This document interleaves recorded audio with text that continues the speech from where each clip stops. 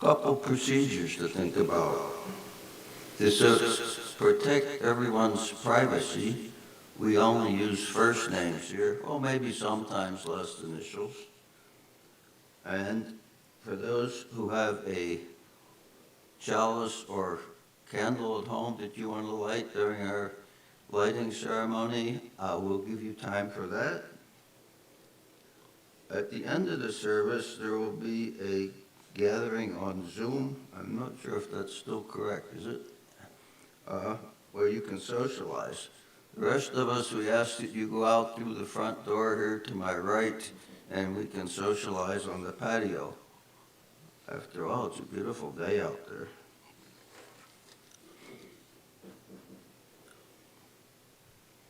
You are welcome here at UUFCC, no matter who you are, where you come from. Our first principle says that we worship, first principles says that we respect the individuality and dignity of every person.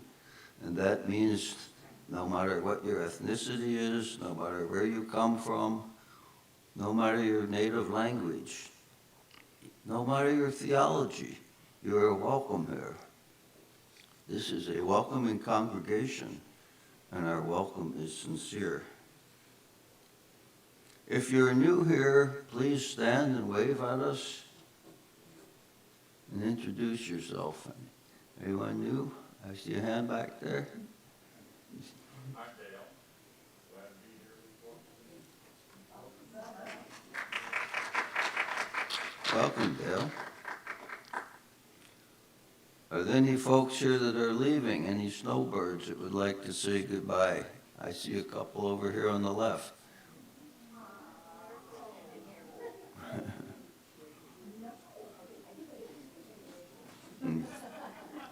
And would you like to say goodbye?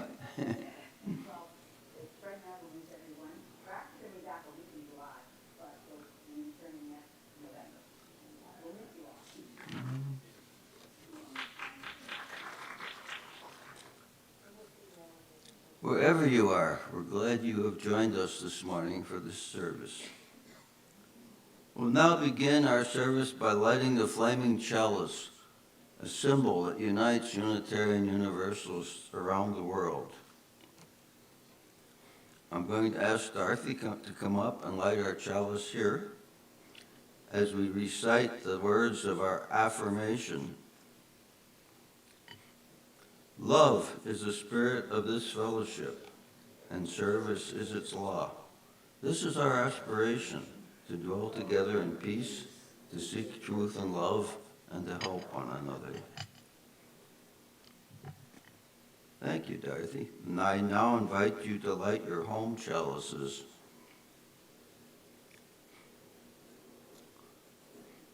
This is our Mother's Day service, and as I was thinking about mothers, I was thinking about all those mothers trapped by the horrors of war. And I found this little piece on the internet, which I'm going to use as a prelude here this morning. It's a playing of the Ukrainian national anthem by cellists gathered from around the world.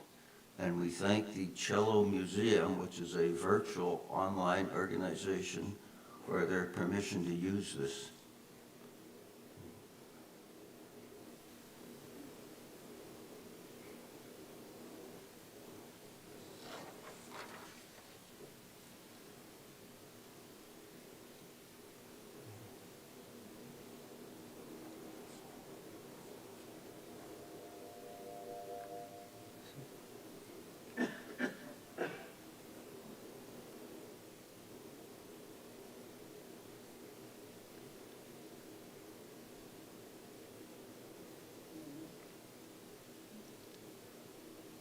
Do we have it?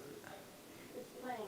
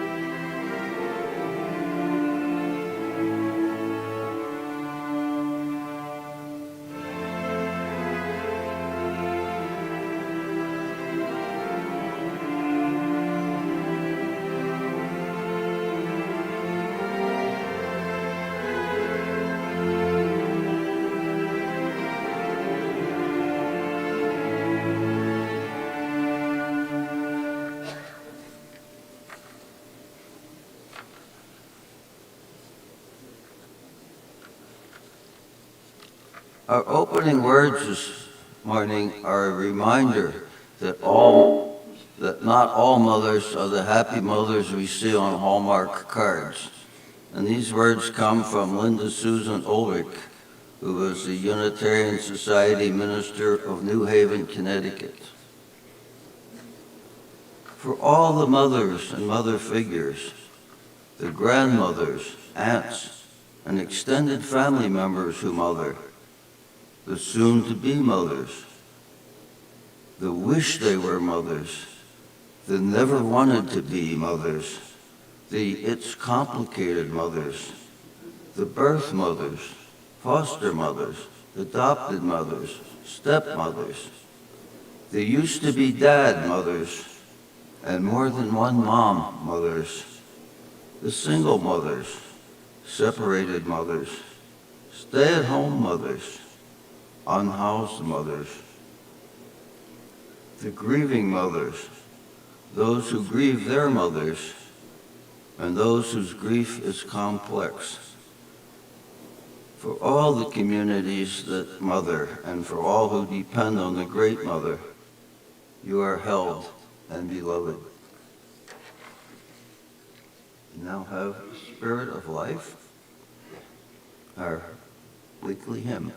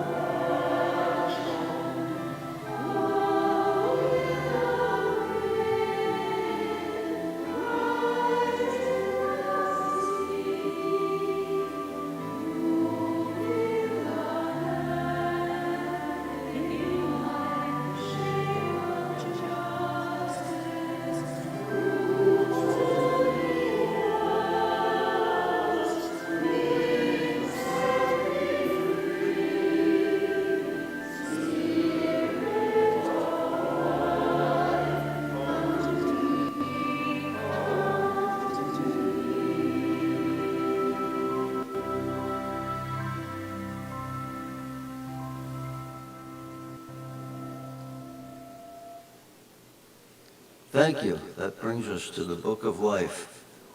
We have a long tradition here of sharing our joys, sorrows, and milestones by entering them into the Book of Life, the red book which is to the back of the sanctuary to the right as you enter. Now we have people out in cyberspace who won't be able to write in the Book of Life directly, but they can send their concerns, joys, and milestones to Book of Life at UUFCC.org. We'll read those during the Sunday service and then enter them into the actual book. I'm going to ask Susie to bring the Book of Life up here, and we'll see what we have for this week.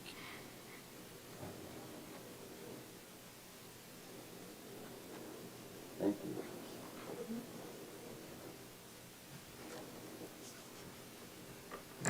you.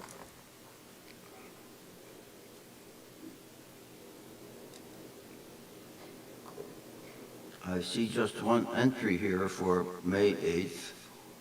Please keep Corey in mind and in your thoughts and prayers as he continues to be sick. It's signed Jackie, and Corey is our electronics person who's not here today, so let's wish him well. May we hold these and our unspoken joys and sorrows in our hearts. May we also hold one another in love and tenderness, so that this fellowship may be a source of strength and comfort, courage and hopes in the days and weeks ahead. Our next piece of music recorded by Jim is The Largo by Handel.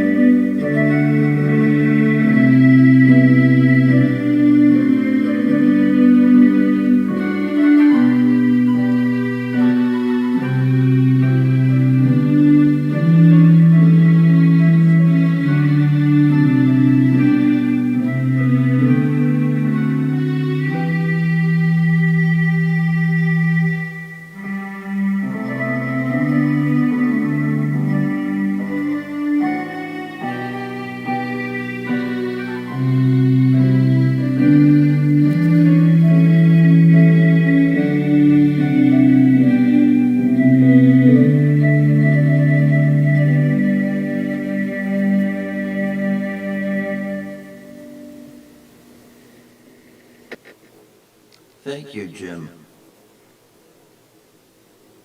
That brings us to the spot normally reserved for our sermon, but this morning we are going to have an open mic session conducted by member and past President Lori, and I'll invite her up here to do that.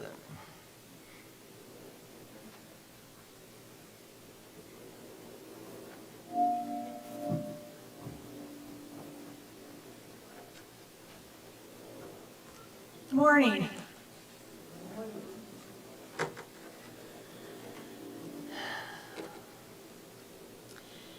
If anyone would have asked me that I would be up here on Mother's Day speaking about mothers, I would have said absolutely not. That is not me, no way. But here I am. Much as most of you whom we asked, this was not a popular thing to talk about. That's why I'm here. In fact, in organizing this, I had no intention to talk about myself, but here I am again. In fact, the idea was so repellent to me for years that I cringed at the word family and would distance myself from any events related to these occasions, or distance myself from my own feelings should I find myself in such situations. It seems as I grow older, my perspective and my sensitivities have changed. My mother was a prescription drug addict and an alcoholic throughout my early years. She quit when I was 12 years old. Those early years were very ugly, and were so ugly I buried most of the memories until I was middle-aged. After that, she was sober. After she was sober, she then turned into the family saint and an incredibly compassionate woman with a great sense of humor, who helped everyone and everyone she could in her remaining years, including me, her only child. She died when I was 17 years old. I spent many years in 12-step programs and psychotherapy, working to not carry on the family tradition of alcoholism and abuse. I made a conscious decision as a young woman to not have any biological children for that reason. I went through so much therapy, I think I paid for a pool on one therapist's home, and in addition on another's, and certainly for many exotic vacations for sure. The good news is that I made it.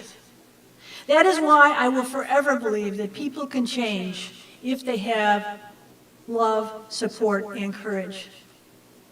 Through a number of times in my life, I was supported and encouraged by many nurturing and caring people and beings.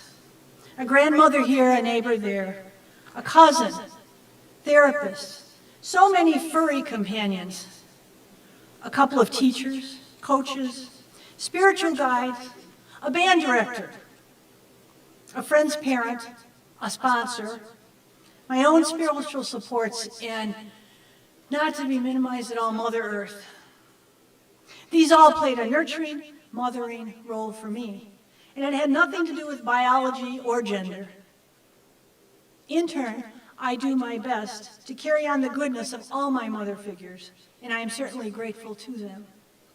I have been able to pass on the blessing of caring and nurturing to 2 stepchildren, 1 adopted family with 3 grandchildren in the U.S., and in Nicaragua, 5 godchildren, 2 adult children, 4 nieces and nephews by heart, and many more. In my careers, I have had a nurturing and guiding role with hundreds of students and patients. Mother's Day and Father's Day are not necessarily about a single biological or gender relationship. It is about our caring and giving and teaching and tender relationships with each other and with the universe with which we were blessed. So today, I'd like to give you the opportunity to share a brief story of mothering or mothering figure in your life, regardless of the boundaries of a specific relationship or gender. 2 minutes or so, whether it be touching or humorous, something that is important to you. I will be letting you know when your time is up. So, come on up. I've got a mic down here. I want to take some turns. And if nobody volunteers, I'm going to point out people. Jackie, I knew you would. Thank you. I know I would. Hi, I'm Jackie, and this is about animals, okay? During Hurricane Katrina, Lori and I were working at an animal sanctuary, and they brought dogs there. And we fell in love with 2 dogs, a male and a female. We called them Precious and Sweetie. They were Cocker Spaniels. Well, during the course of getting them and taking care of them and going to the vet, we decided that Precious had to have, she was spayed, right? I never can remember who's spayed and who's neutered. But anyway, and when she was spayed, the vet said that she had been one of the dogs that have been constantly having babies, constantly. So what happened was, about 2 weeks after her surgery, she got on the couch, took every toy that they had and put them on the couch. And when I called the vet, I said, I can't believe this. She won't let anybody on the couch. She won't let anybody near these. And she said she's had a false pregnancy, and these are her babies. And I'll never forget the fact of watching her take care of all these stuffed animals that she thought were her babies. And I realized how much that every being cares for their children, whether they're animal, whether they're whoever, whatever. And I think that's something that when we're talking about babies, we ought to remember this too, because they have feelings too. Okay? Bye. Thank you, Jackie. Who's up? Come on, Bill. Oh, I thought you were raising your hand. Fred. Great. Well, this is a little different. A while ago, I hosted a discussion on you've been given a gift. What are you going to do with it? And the idea was, you have life, and you've got so many years, and what are you going to do with it? And there was an atheist in the audience, kind of a fervent atheist, who really took objection to this because he thought that there was some religious connotation like God given to him. And what I've thought about for years, and it's never mentioned very much, is that every woman who chooses to give birth risks her life for what she bears. And I don't think, I don't know, that has struck me for years. Every single birth, someone else is choosing to risk their life to bring you into the world. And so if that person happens to have issues or whatever, and maybe there's friction as you grow up, the bottom line is that person risked their life to bring you into this world. And I just find that really touching and just overwhelming what someone did to take that chance. And so, I mean, I don't want to make it too heavy, but, they risked their life, and now you've got a certain number of years. It would be nice if maybe me could do something with their life to have made that risk, to thank them, I guess is a better way to put it, for that risk. It was just really tremendous when each mother makes that choice to give each one of us life. Thank you, Fred.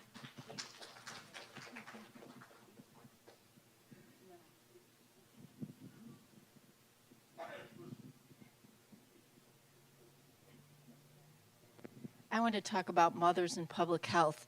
Jonathan Salk, when we're talking about the polio vaccine, and Dr. Snow, when we're talking about all the minors' mothers, they contributed more to public health. And in terms of, suffering of the pandemic, I think we should give them credit. And actually, Dr. Salk took this up to the National Academy of Sciences, and we now have the impetus for community-based participatory research. So mothers have saved us so many times, and they continue to do so. Thank you, Karen.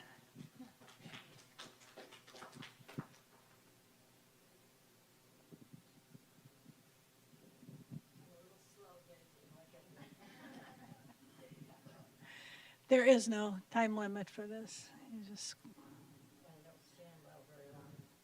Would you like a chair? Maybe I do need a chair. Right here, Laurie? Okay. I had several mothers. My father died when I was 4. My mother could not keep the house because they didn't have mortgage insurance in those days. So we moved in with my grandparents, my aunts, my uncles, my cousins. When the women in my family, except for my mother, married, they didn't leave the house. The husbands moved in. So it was a very big, large house. So probably 16 of us when we moved in. And so my mother had to go back to work nights as a telephone operator. She was a loving mother. I had an aunt, my godmother, who was another mother to me. Another mother, Rosie, who taught me how to sew, how to knit, how to crochet. My grandmother especially, she died when I was 6. We moved in when I was 5. She died when I was 6 or 7. And she taught me how to iron. She had an ironing board. She'd ironed all the shirts for the men in the house. And I had my little ironing board, and I would iron alongside of her little handkerchiefs. And I had lots of mothers growing up, besides a couple of really favorite nuns that were so kind to me. So I'm very fortunate to have had so many mothers. Thank you. Thank you. Thank you, Alice. Wonderful.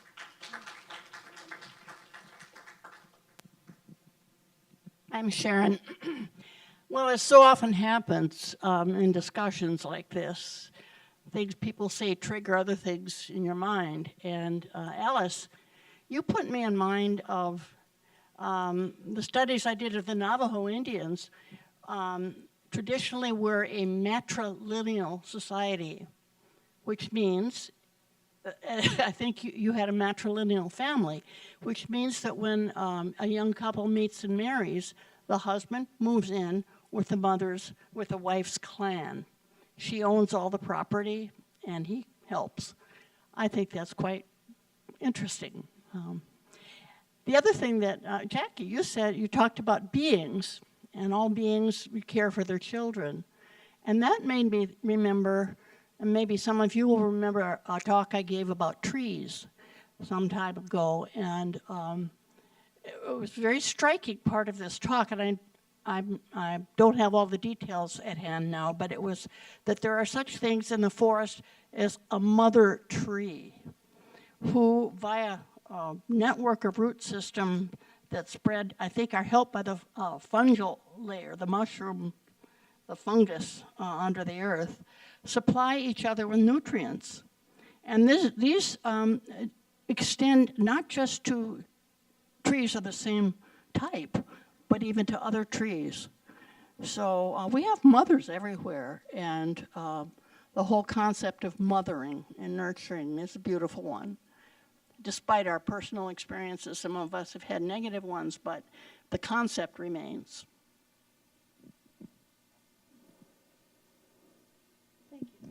Thank you, Sharon. Great.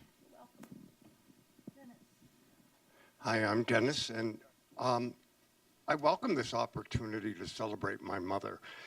I'm being told to move back and back. My mother raised 5 boys, and when I was in college, I was at a dance, very late dance, and when I got back to the dormitory, the whole door of my room was covered with these little Post-it notes, call home, call home. Well, my first assumption was that my father had had a heart attack or something like that, and when I finally did call home about 2, my mother was sobbing and said that she had had it. She was going to either leave him or she had to do something to change her life because she was bored stiff and her kids were grown and she was tired of it. Well, I asked her what she wanted to be, and she said a doctor, and I said, you know, it's a little old to start thinking about medical school, but what about nursing? That was on early Sunday morning. On Monday, she was down to the local community college and signed up for an LPN. She went on and received an RN and became an intensive burn unit nurse. There were only 7 of the centers in the country, and typically one of her patients would be with her for up to a year. One young man who had been a football star and was in a horrible accident and was critically burned, after he recovered, he kept returning to the unit. He became an alcoholic, and they would call up from the reception and say, he's here, and she would say, all right, send him up, and she would have him shower and gown up, and, and then they would talk. Well, one night he came in, and there was a young woman who she'd been working with for about almost a year who was actively dying. And my mother was, of course, extremely attached to these patients, and she was grieving this loss. And she basically told him, look, you have a life, you're alive, and she's going to die. And he went in and sat down beside the woman's bed, and the next day he was back, and she didn't die, and the next day he was back, and the next day he was back, and he had his family get connected to her family to support. And out of this adventure, my mother founded the International Burns Recovery, or it's the official name is Burns Recovery International, and ended up traveling all over Europe, in Great Britain setting up chapters and was published. And my God, when I stop and think of what she accomplished in her life, it brings me to tears. Thank you, Dennis. Wonderful. Yes, Bill, come on up.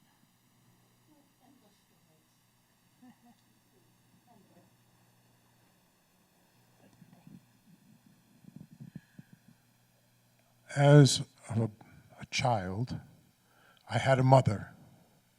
You're not surprised. She succeeded in getting me this far, which is incredible, because I had a lot of problems getting this far. In my life, I have a mother who is my partner, and she helped me get through parenthood. We have a daughter who is now a mother, and she's getting through parenthood to our surprise. There is currently a terrible problem for all women, and all women are potential mothers who need to be able to manage that responsibility with their own skills and their own choices. And I'm hoping that as interested citizens, we help all women succeed in this period of trial where men in our culture are having some major problems. Thank you. Thank you, Bill. Anybody else? Okay. Yes, come on up, Robert.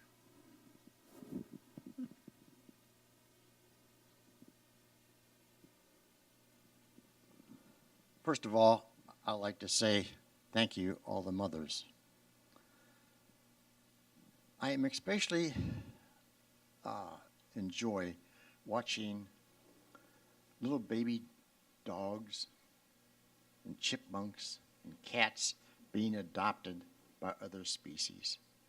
It's absolutely beautiful to watch the acceptance and the love that these animals give each other, different species. So I really appreciate them today, besides my own mother and all the mothers. Thank you. Oh, sorry. Thank you. All right. Anyone else? Come on. All right, good deal. Turns out this was a topic folks can talk about. Yay! Anybody who was here last week knows my story. I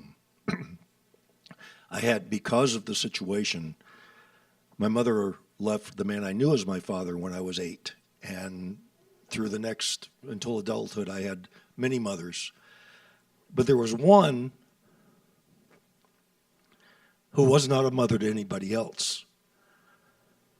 Her name was Marie Blodgett. She and her husband lived across the street. She never had any kids of her own. He never had any kids of his own.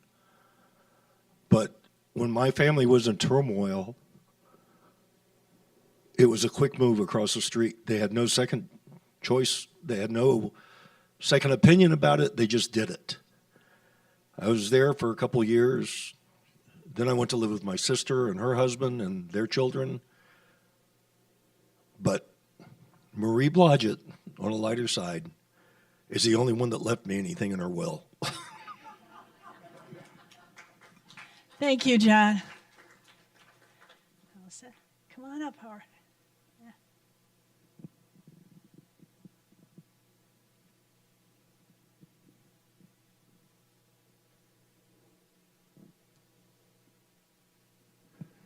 Hi, this is dedicated to all mothers, but I want to talk about my grandmother, Jenny.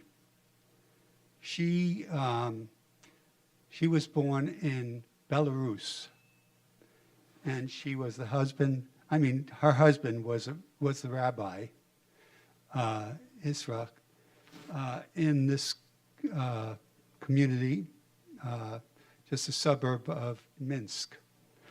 And they had these terrible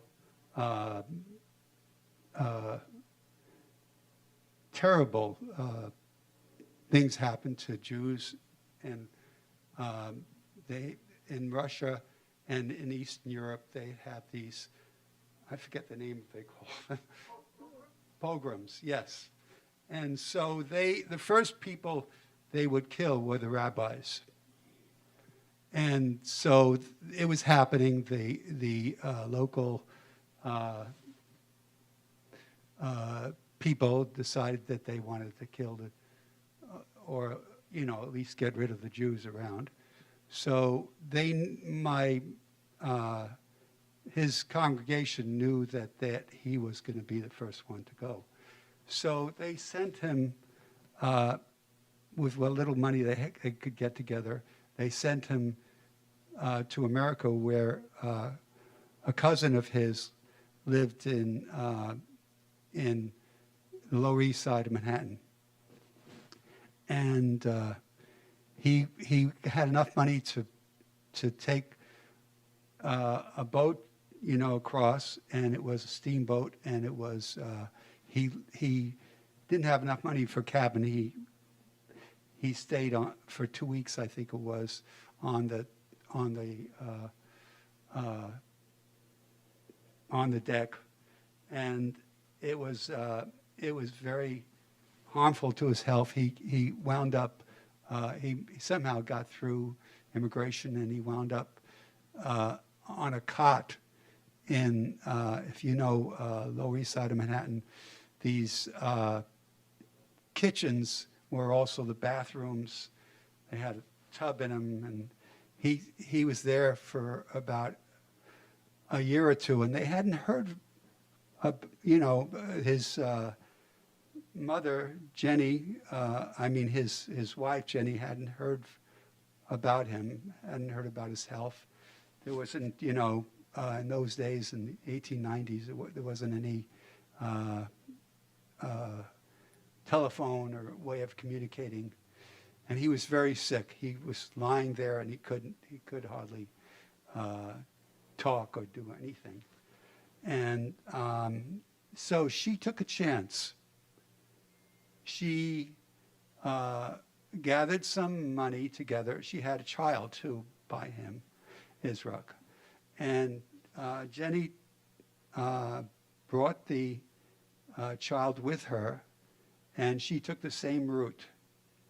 And what a strong mother she was. She survived that deck trip on a steamer to New York.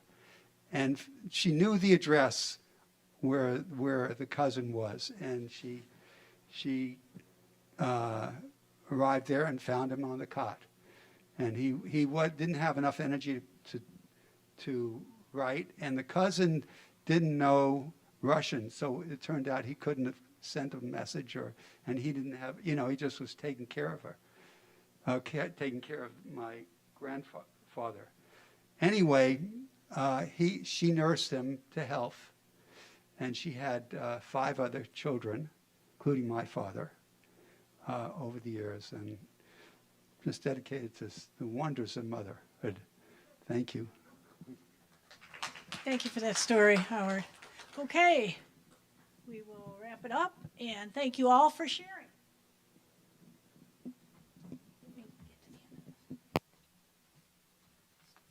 Yes, thank you all. Isn't it wonderful what we can learn about each other when we decide to open up? And thanks, Lori, for doing that. That brings us to the offering. In our tradition, congregations exist because of the generous support of members and friends. It is a privilege and a responsibility to ensure the financial health of this fellowship. To this end, your offerings to support the ministry of this fellowship, whether by pledge or donation, may be offered online. There are several ways you can give. You can mail checks to the office. You can drop your donation in the basket by the exit door. Are we also equipped to accept donations through the Venmo app? Payments through Venmo should be made to UUFCC offering, and your generosity is always appreciated. If you're with us for the first time, do not feel obligated to give today. Your presence is our gift. And while we're on the topic of money, I feel the need to point out that our pledge drive seems to have stalled out. Please submit your pledge if you haven't already done so. If we can't fully fund our budget, your board may be forced to cut out some activities, and that would be sad. So now while we take up the offering, we will have Native American flute duet, again recorded by our music director, Jim.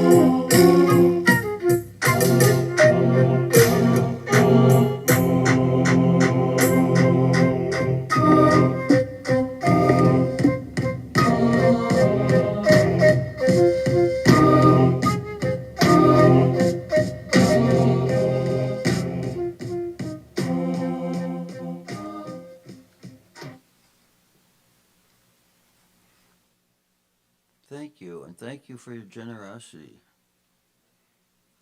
And now we move on to the life of the community, which is to tell us. Oh. Yes. Yes, we have a second. Sorry, I forgot to do that. We have a second helping collection, which goes not to our operating fund, but to the 3 food banks that we help support.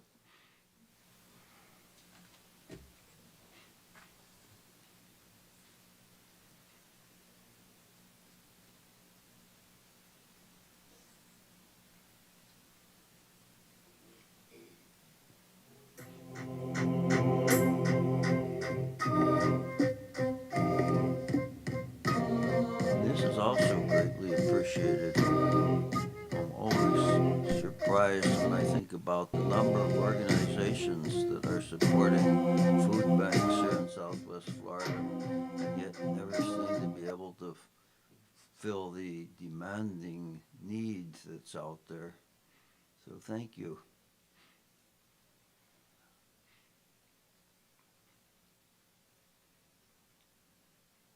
And now we'll do life of the community. I knew we'd get to it. This was from Robert Moran. Actually, I think we did this last week, but I'm going to do it again. Are you going to vote in the next election? Do you want to vote with a mail-in ballot? New law. You must request your mail-in ballot every year.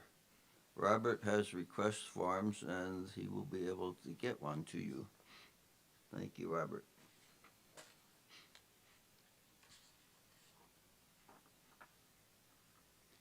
Visani Restaurant and Comedy Club. Our Immigration and Justice Committee is having a fundraiser.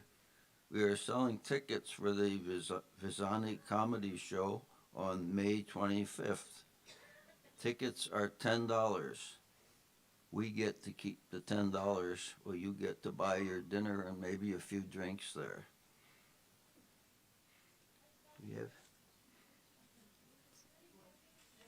Okay, I see. Okay. I see Ted and Betty waving back there that they have tickets, so you can catch them out on the patio. Now that's all I have for the life of the community right now. Does anybody else have anything? If you do have events, you can send them to bookoflife@uufcc.org, and we will read them during the next service.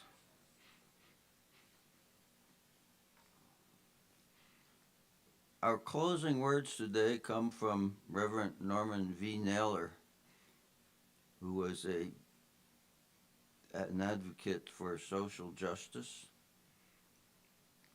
and served many UU congregations around the country during his life.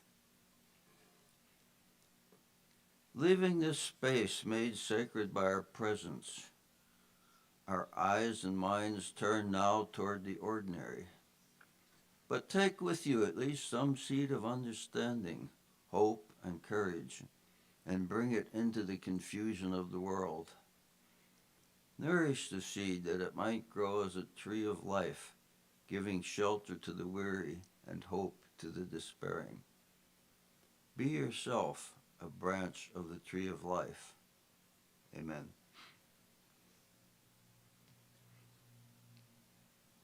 At this point, we will extinguish the chalice with our closing affirmation. I'm going to ask Dorothy to come up, and since she lit the chalice, it's her job now to extinguish it. The words are, "We extinguish this chalice, but not the light of hope, the fire of commitment, or the warmth of community. May these ideals shine in our lives and warm our hearts until we are together again." Now, please join us for our closing hymn, "Go Now in Peace."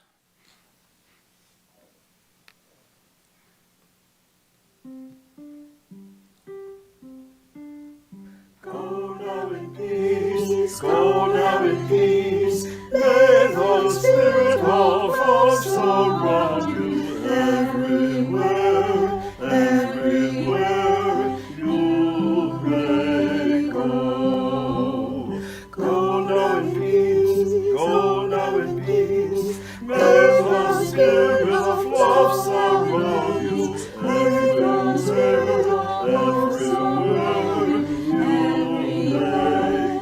everywhere.